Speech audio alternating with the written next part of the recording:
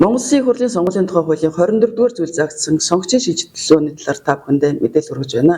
За хууль нь иргэний шийдвэр төлөвлөгөө, сонгогчийн шийдвэр төлөвлөгөө гэсэн хоёр ойлголт байгаа. За иргэний шийдвэр төлөвлөгөө буюу хуулийн 25-р зүйл заагдсан шийдвэр төлөвлөгөө маань 2024 оны 4-р сарын 28-ны өдрөөр төр зогссон байж байгаа.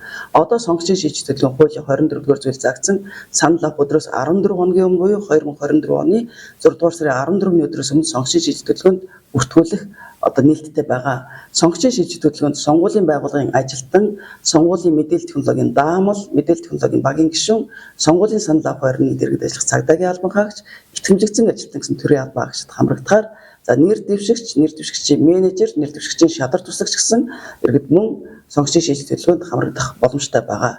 Ингэхээр сонгуулийн нэг хэсгээс нөгөө шилжих сонгогчдаа хэрвээ шилжих хүсэлтэй бол сонгогчийн шийдвэр төлөвлөгөөний маягт дөрвийг бөглөж өөрийнхөө санал өгөх одоо хэсгийн итгэмжлэгдсэн ажилтан буюу улсын бүртгэлийн байгууллагад хандаж сонгогчийн шийдвэр төлөвлөгөөний бүртгүүлэн хийх шаардлагатай байна.